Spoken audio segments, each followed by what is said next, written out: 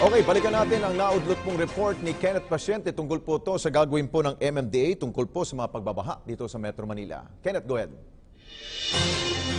Isa lamang ang Barangay Plainview sa Mandaluyong City sa mga lugar na nalulubog sa tubig baha tuwing panahon ng tag-ulan.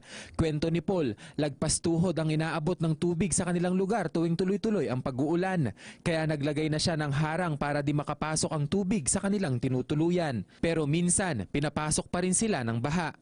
Pag inabot na rito, minsan pumapasok sa loob, sa CR, ganyan, pumapasok din.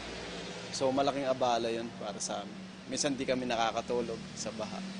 Ang mga ganitong pagkakataon ang iniiwasan ng mangyari ng Metropolitan Manila Development Authority o MMDA, lalo pa at formal nang inanunsyo ng PAG-ASA ang pagsisimula ng rainy season sa bansa. Kaya bilang paghahanda, patuloy ang mga programa ng MMDA na naglalayon na makaiwas sa mga pag-apaw ng tubig sa iba't ibang lugar sa Metro Manila.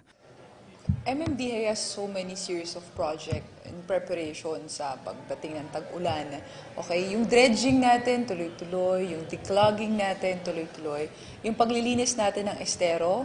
So as of March 2017, we have cleaned 11 esteros and creeks. Tinatarget din ng MMDA na matapos na ang mga proyekto sa tulong ng Department of Public Works and Highways bago pa maging madalas ang pag-uulan. Minomonitor din ng MMDA ang University Belt sa Espanya, lalo pa at nalalapit na ang pasukan. We all know na kapag pasukan, tag-ulan, dumadalas yung suspension sa area na yun, suspension of classes. So, nagmamaximize tayo ng tao doon. Patuloy din ang pagmumonitor ng ahensya sa mga pumping stations na nakatayo sa mga flood-prone areas sa Metro Manila. Halimbawa nito ay ang nakatayong pumping station sa Barangay Hulo sa Mandaluyong na sisip-sip ng tubig sakaling magkabaha sa mga kalapit nitong lugar, gaya na lamang ng Barangay Plainview.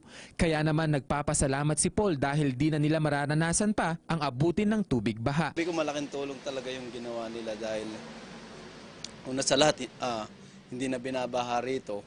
Samantala, bukas naman 24 oras sa mga flood control information centers ng MMDA sakaling magkaroon ng insidente ng pagbaha. Para sa Bayan, Kenneth Pasyente.